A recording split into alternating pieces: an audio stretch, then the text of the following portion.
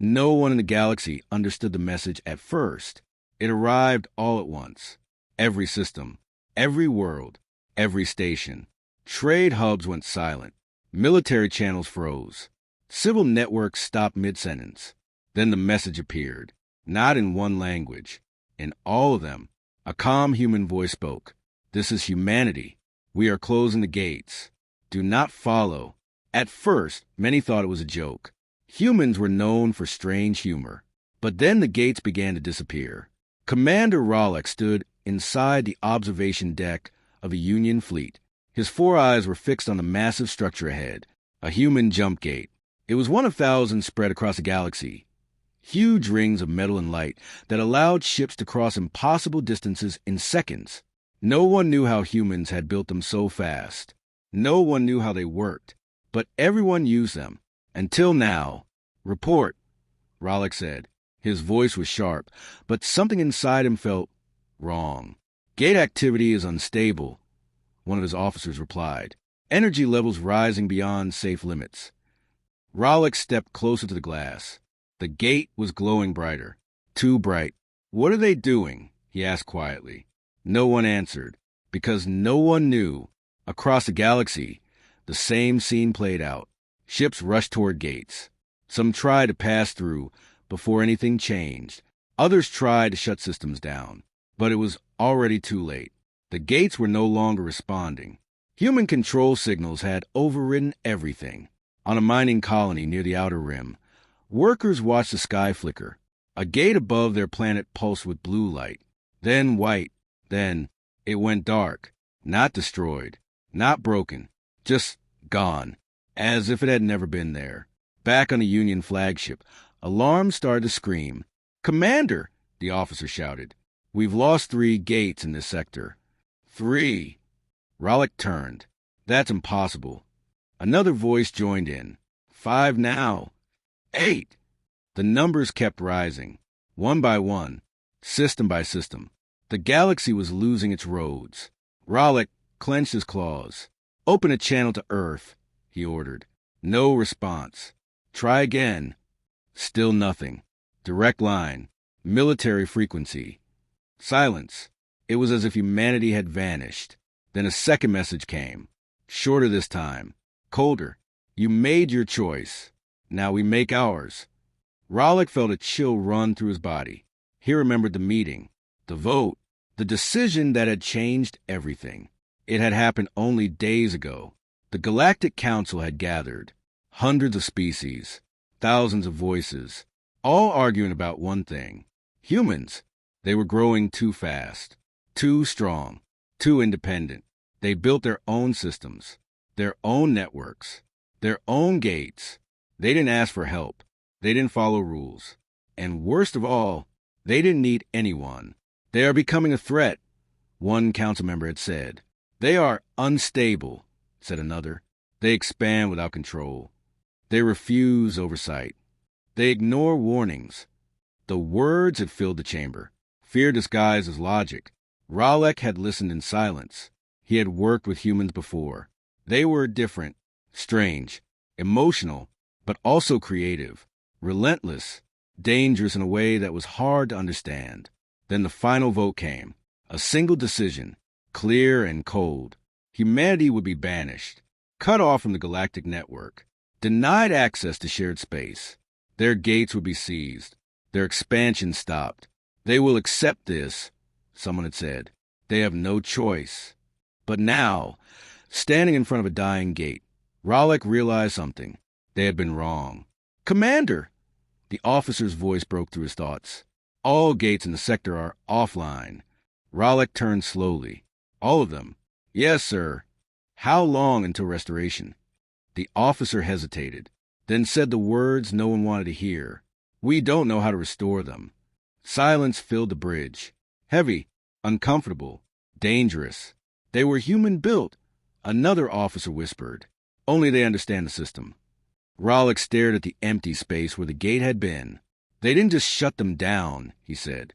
His voice was low now. Tight. They took them away. Across the galaxy, panic began to spread. Trade ships were stranded. Military fleets were cut off from command. Entire systems were isolated overnight. Without the gates, travel would take years, decades, maybe longer. And then the worst realization came. Not from the military, not from the council, but from a simple data analyst on a distant station. "Sir," she said, her voice shaking, "I've been tracking the gate network. And they're not just shutting them down randomly." "What do you mean?" She swallowed. "They're removing every gate that connects to human space." Rollick's eyes widened. "Show me." A map of the galaxy appeared. Bright lines showed the old gate routes. One by one, they were fading, until only one area remained untouched. Human space. "They're sealing themselves off," the analyst whispered. "No." Rollick shook his head slowly. "Not just sealing." He looked at the map, at the empty darkness growing between the stars. "They're leaving." Another message arrived. Final, clear, unmistakable. "You did not want us in your galaxy, so we are giving you what you wanted. Goodbye." Then the last gate disappeared, and for the first time in centuries, the galaxy was alone. The first thing the galaxy noticed was the silence, not the normal kind, not the quiet of empty space. This was different. This was the silence of something missing. Commander Rollick stood in the command center, staring at the star map. Before it had been full of light, lines of travel, signals, movement, life. Now it looked broken. Large parts of the map were dark, disconnected, isolated. "Status report," he said. His voice was calm, but his hands were tight behind his back. 70% of trade routes are down," an officer replied. "Long-range communication is failing across multiple sectors. Military fleets are unable to regroup." Another officer added, "Some colonies haven't responded in hours, maybe days." Rollick closed his eyes for a moment. Days. Without the gates, even messages moved slowly. What once took seconds now took time. Real time. "Any contact with human space?" he asked. "No, sir." "Any signals?" "No, sir." "Anything?" The officer hesitated, then shook his head. "Nothing." It was as if humanity had erased itself. Not destroyed, not attacked, just gone, far from the Union core worlds. A cargo ship drifted in deep space. Its engines were weak. Its fuel was low. The captain, a four-armed trader named Vesh, stared at the empty void ahead. "There should be a gate here," one of his crew said. "There was," Vesh replied. "Yesterday." The ship had followed a standard route.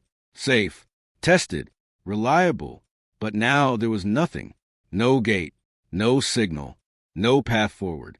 "We can't make the next system on fuel alone," the crew member said. Vesh didn't answer, because he already knew. Across the galaxy, thousands of ships faced the same problem. They had depended on human gates for everything. Trade, travel, supply, even safety.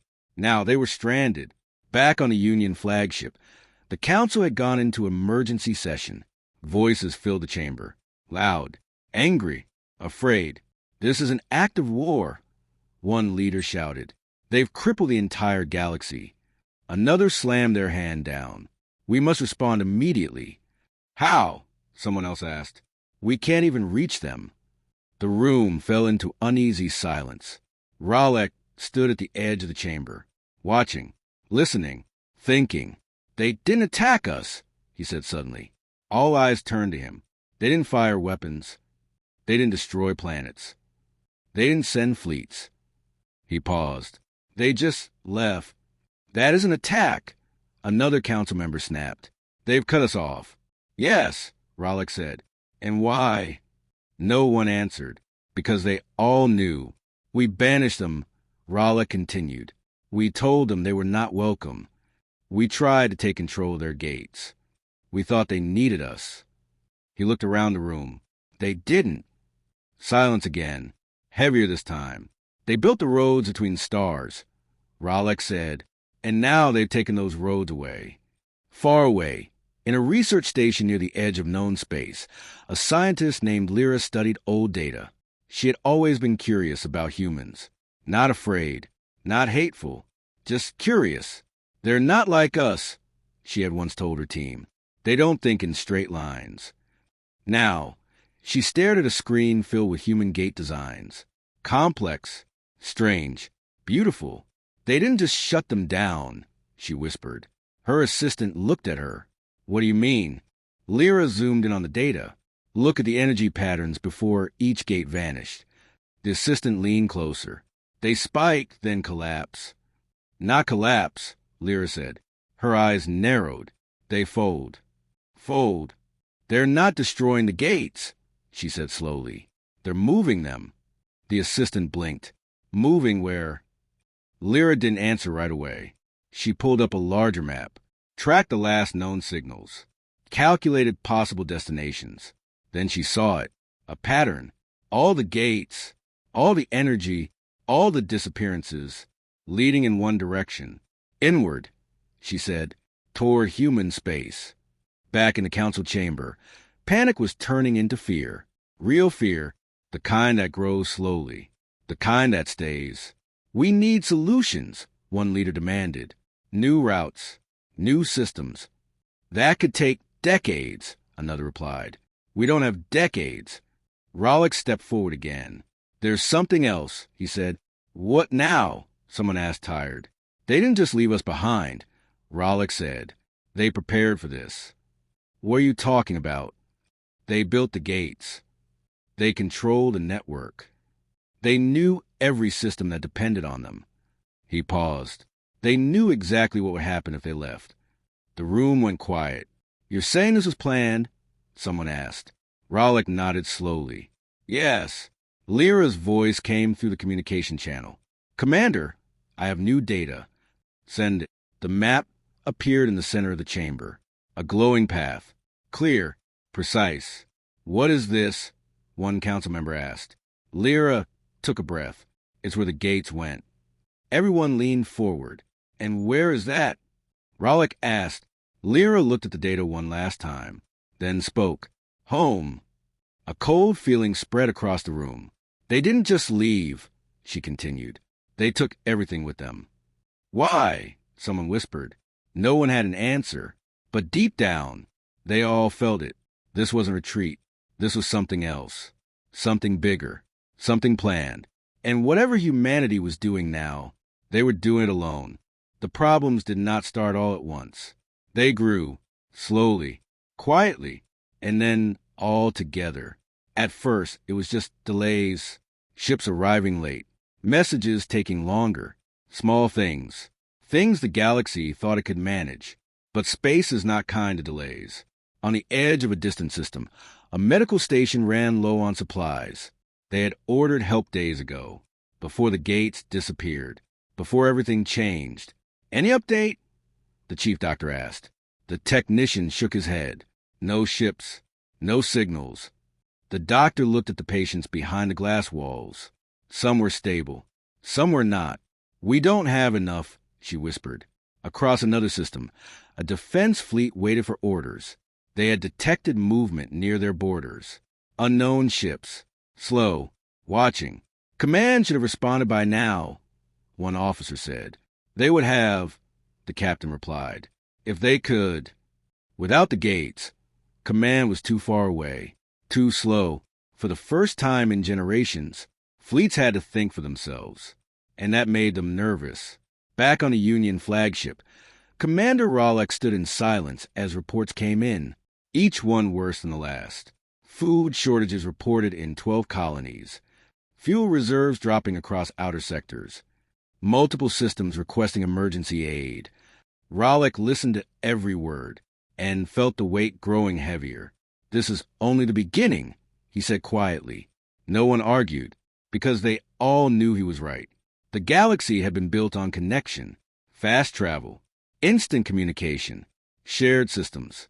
Humans had made that possible, and now it was all gone, far from the core worlds. Vesh's cargo ship was still drifting. The lights were dim.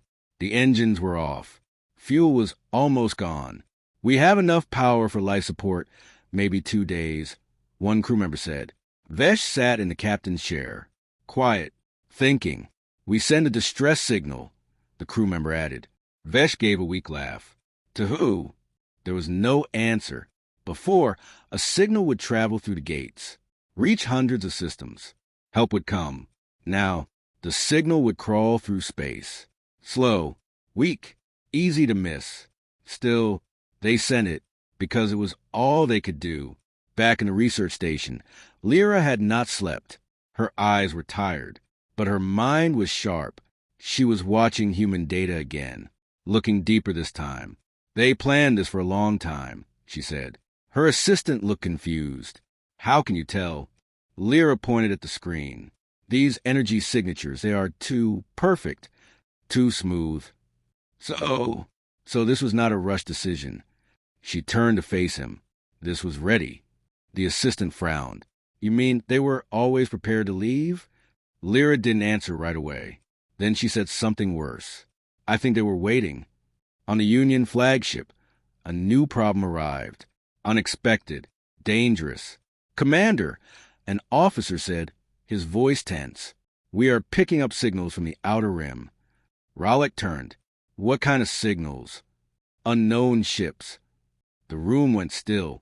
Identify, Rallick ordered. Negative. They don't match any known species. A pause. And they're moving closer. How many? The officer hesitated. Too many. A cold feeling spread across the bridge. For how long have they been there? Rallick asked. Unknown, but we believe they were hiding beyond the mapped sectors. Waiting. Rallick felt it again. That same wrong feeling from before. How close are they to the nearest colony? 3 days without gates. Before, that distance would have been nothing. Minutes. Now, it was everything. Sent a warning. Rallick said, prepare the fleet. But, sir, another officer said, we can't gather enough ships in time. Rallick didn't look at him. I know. Far away, in a small colony system, the people had no idea what was coming.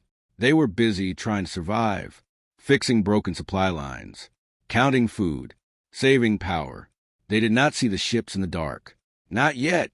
Back at the research station, Lyra's screen flashed. New data. Unexpected. What is this? She whispered. Her assistant leaned closer. It's a signal. From where? He checked again, then froze. Human space. Lyra's eyes widened. Play it.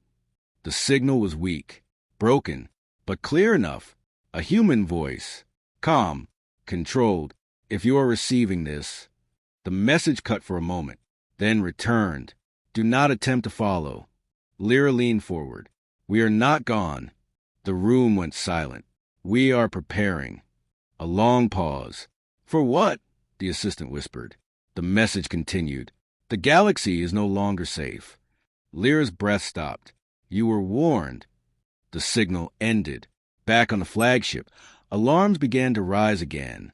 The unknown ships had changed direction.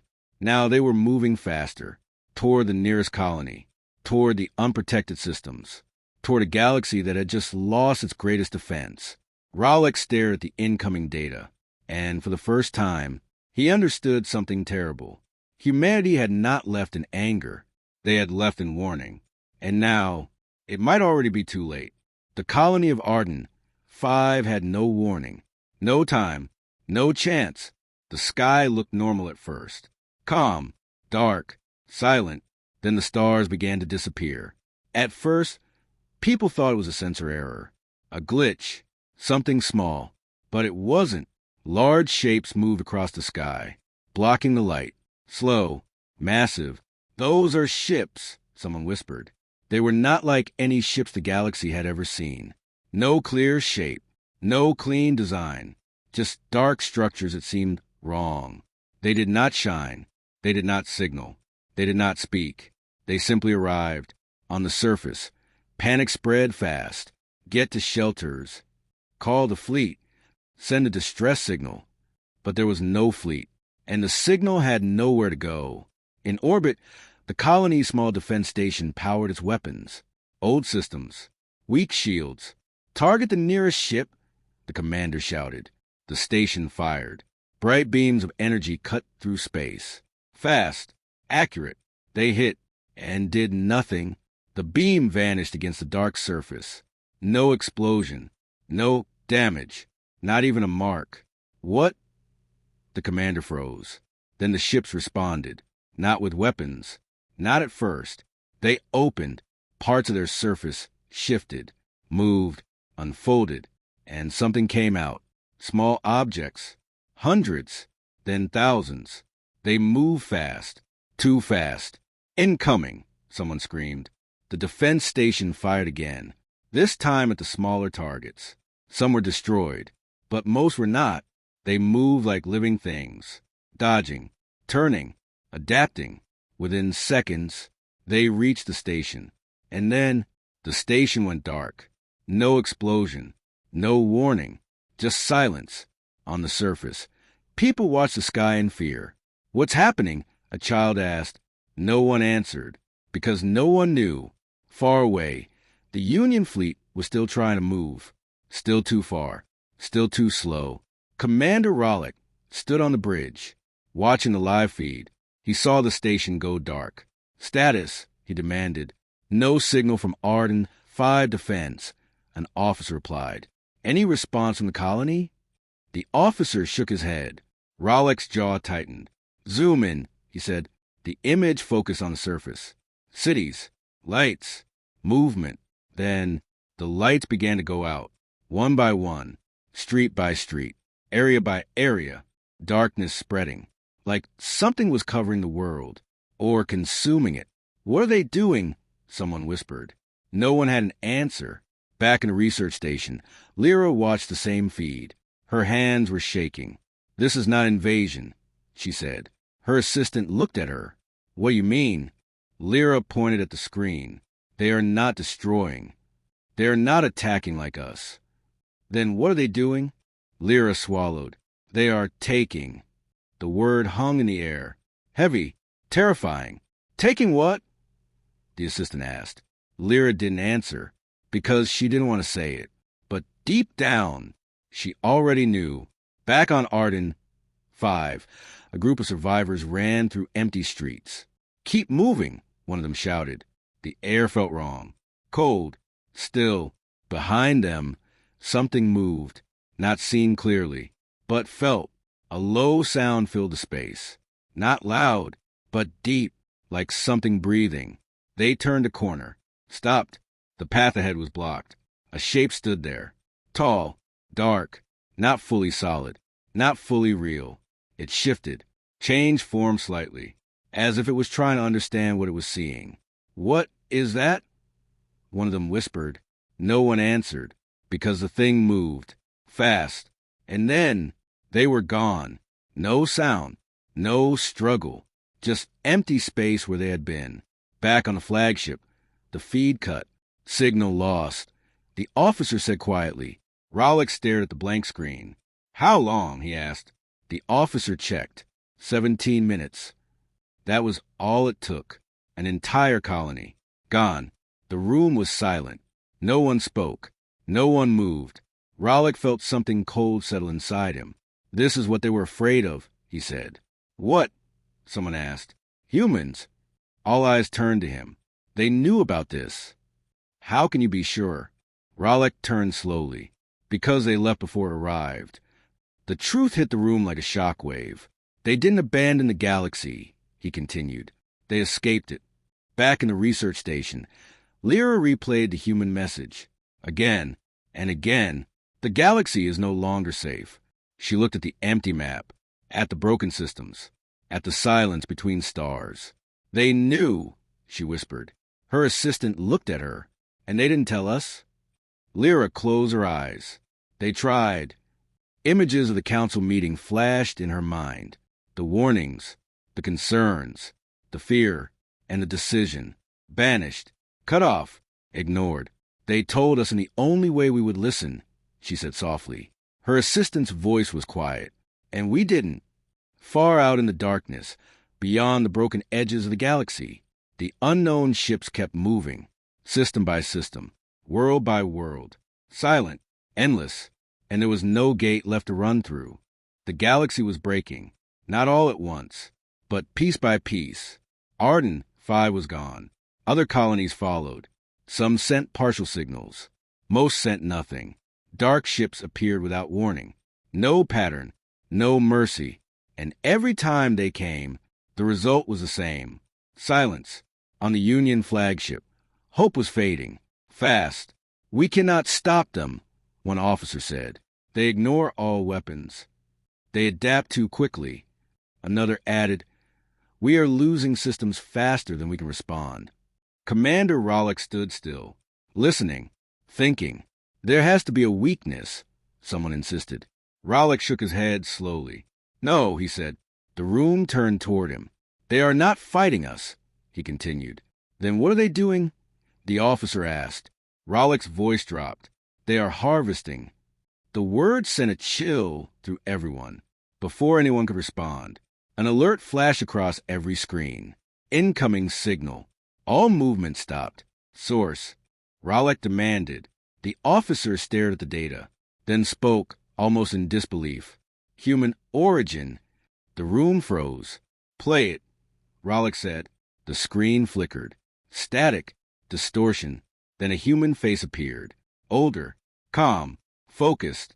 "We know you can hear this," the human said. "No panic. No fear. Only control. You are seeing them now." Rollick stepped closer. "Who are they?" he asked, even though he knew the human could not hear him. The human continued. "We call them the drifters." The name felt wrong. Too simple. Too light. "They are not a species like you understand," the human said. "They do not build civilizations. They do not trade. They do not speak." A pause. "They consume." Images flashed across the screen. Old recordings. Human ships. Destroyed. Worlds empty. "We found them long ago," the human said. "Beyond the edge of explored space." Rollick's breath slowed. They wiped out everything in their path.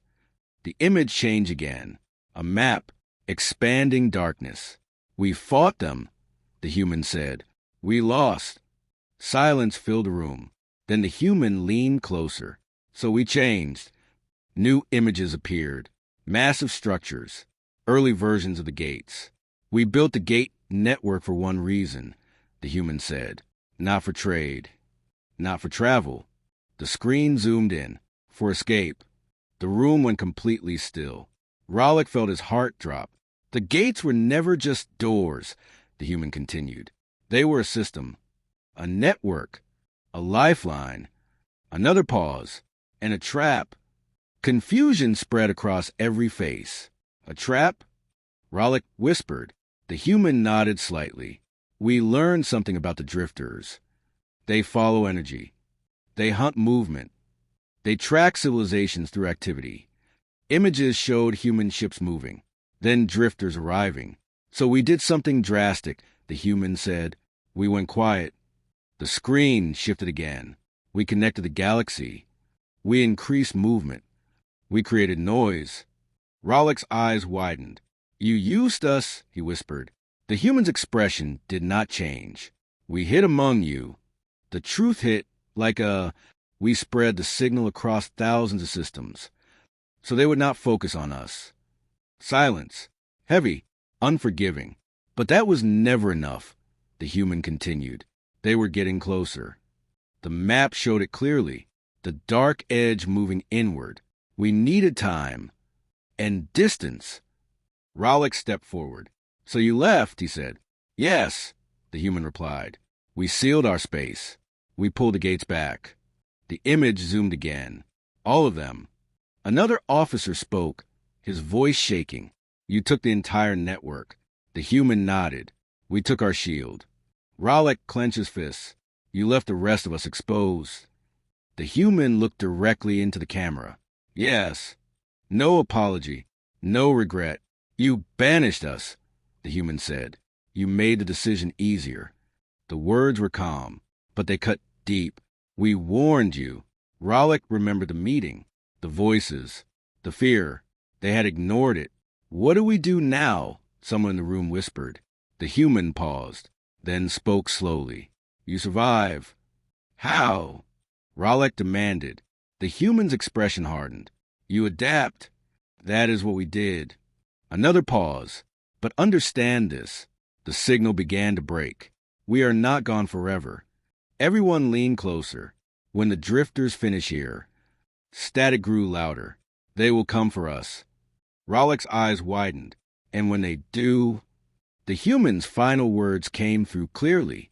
We will be ready. The signal ended. Silence returned, but it was not the same silence as before. This one was heavier, because now they understood the gates were not a gift. They were a shield, and humanity had taken that shield back, leaving the rest of the galaxy to face the storm alone. Rollick looked at the dark map, at the spreading emptiness, at the systems going silent, and for the first time, he did not feel anger. He felt respect and fear, because if humanity had survived this once, then whatever they were preparing now, it would be something far greater. The galaxy did not collapse in one day. It fought. After the message, everything changed. There was no more denial, no more arguments, no more waiting. Commander Rollick stood before the remaining leaders of the Union. The room was quieter now, smaller. Not everyone had survived long enough to be there. We cannot run, Rollick said. No one disagreed.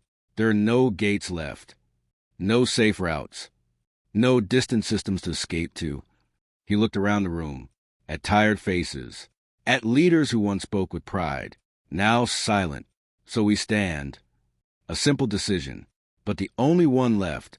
Across the galaxy, something new began. Not panic, not chaos. Unity. Species that once argued over borders, now shared resources, shared knowledge, shared hope. Fleets that once stayed apart, now gathered together. Not enough, but something. On broken stations in damaged worlds, scientists work without rest, trying to understand the enemy, trying to find anything useful. They follow energy, Lyra said again, standing in front of a group of researchers. We need to become invisible. How? Someone asked. We reduce output, she replied. Shut down non-essential systems. Limit movement. Another scientist shook his head. That will only slow them. Lyra nodded. I know. Slowing down was not victory, but it was time. And time was everything now. In deep space, small fleets moved carefully. Engines low. Signals silent. They avoided attention. Avoided detection. But the drifters still came. Always closer. Always searching. On one distant world, a combined fleet made a stand. Dozens of ships from different species, different designs. They knew they could not win, but they stayed anyway. For the others, the fleet commander said, the ships powered their weapons. Bright energy lit the darkness. The drifters arrived. Silent, massive, endless. Hold position, the commander ordered. The first shots were fired. For a moment, it looked like it mattered. Energy beams struck the dark ships. Light filled space. Then the light faded. The drifters moved forward. Unchanged, one by one, the defending ships disappeared. Not destroyed. Taken. But something was different this time. Their sacrifice had meaning. Because, while the drifters focused on them, thousands of civilians escaped. Slow ships. Weak ships. But moving. Alive. Back on the Union flagship, Rollick watched the report. He said nothing. Then, quietly, they bought us time. Lyra stood beside him. And what do we do with it? She asked. Rollick looked at the map, at the shrinking safe zones, at the spreading dark. Then he saw something. A pattern. Faint, but real. Zoom in, he said. The map focused. At first, it looked like empty space. Then, a signal. Weak. Hidden. What is that? Lyra asked. Rollick's eyes narrowed. It's not drifter. The signal repeated. Small pulses. Precise. Lyra leaned closer. It's structured. Not random. Not broken. Designed. Her breath caught. Human. The word felt strange now. Distant. Almost unreal. Track it, Rollick said. It's moving, an officer replied. Where? The officer paused, then said something unexpected. Toward us. Time passed slowly after that. The signal grew stronger, closer. Then finally, something appeared. Not a fleet, not a massive structure, just one ship. Small, simple, human. It did not shine, did not broadcast power. It moved quietly, carefully, like it did not want to be seen. Open a channel, Raleigh said. The line connected. For a moment, nothing. Then a voice. Human, you're still alive. Raleigh stepped forward. Yes. A pause. Not many, he added.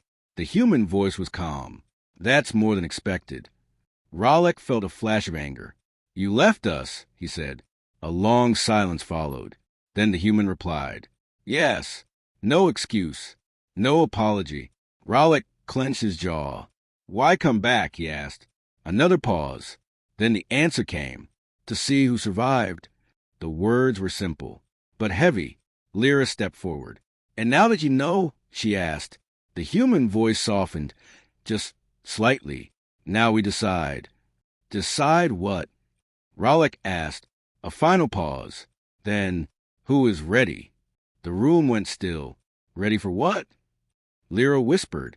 The answer came quietly. To fight back. Everything changed in that moment. Not hope, something stronger. Purpose. Raleigh looked at the small human ship, at the signal, at the survivors around him. We are not like you, he said. I know, the human replied. You run. Raleigh's voice hardened. We stayed. Silence. Then, for the first time, there was something new in the human voice. Respect. Good, the human said. A new signal appeared on the map. Then another. Then hundreds. Hidden points. Invisible paths.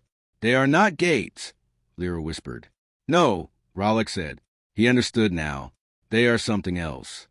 The human spoke one last time. We learned how to survive. The map lit up. Quiet routes. Safe zones. Hidden systems. We learned how to hide. More signals appeared. And now, a pause. We teach you. Raleigh looked at the stars, at the darkness, at the enemy still out there. For the first time since the gates vanished, he felt something new. Not fear, not regret. A chance. Humanity had not saved them. Humanity had not protected them. But they had left something behind. A choice. And now, the galaxy would have to prove it deserved to survive.